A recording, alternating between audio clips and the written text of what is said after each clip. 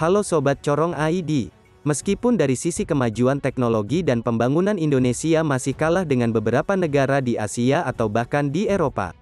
Namun dari sisi militer, Indonesia merupakan salah satu negara yang memiliki pasukan dengan segudang prestasi.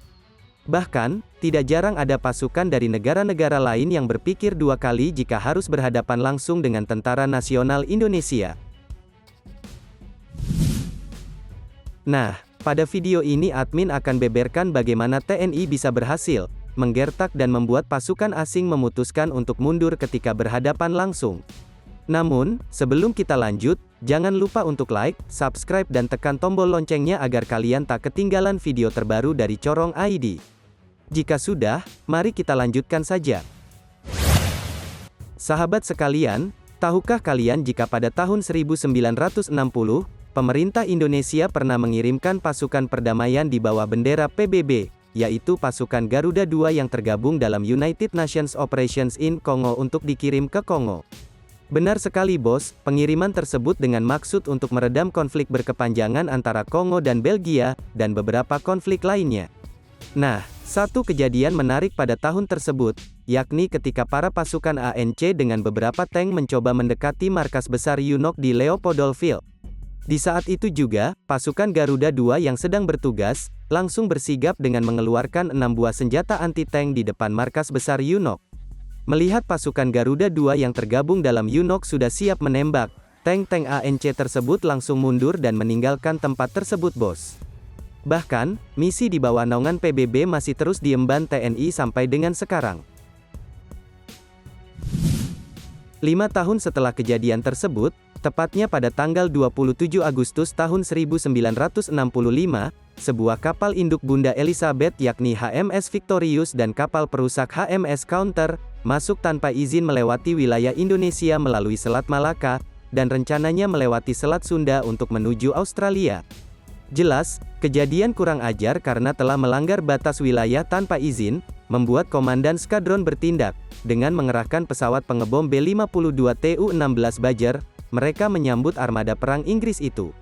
Setelah pesawat Tu-16 Badger tersebut melakukan beberapa manuver untuk memberikan ancaman ke kedua kapal perang itu, Sudarman kemudian memberikan imbauan agar mereka keluar dari wilayah Indonesia jika tidak ingin berkonfrontasi langsung.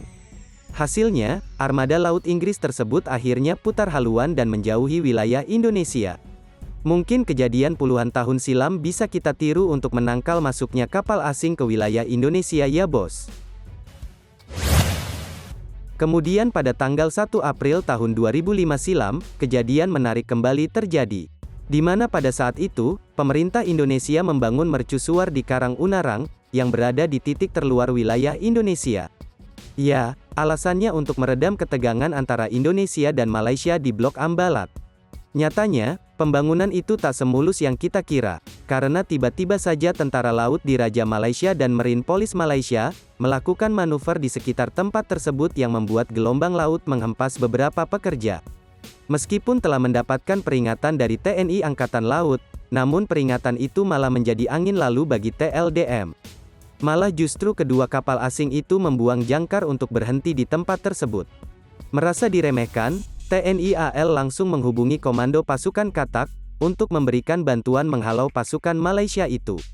Di mana pada saat itu, Serka Ismail meluncur ke kapal Malaysia setelah mendapatkan izin dari Komandan Tim Kopaska Letu Beni, tanpa membawa senjata. Ia menyelinap masuk ke kapal dan mendobrak pintu, kemudian berteriak untuk mencari kapten kapal tersebut. Setelah bertemu dengan kapten kapal, Serka Ismail mengancam akan meledakkan tali jangkar tersebut.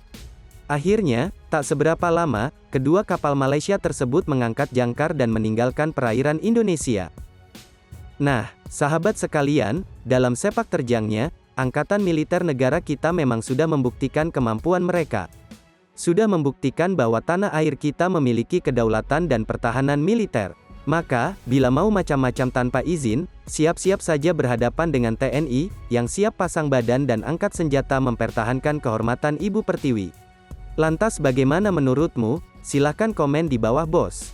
Dan sekian dulu dari admin, terima kasih.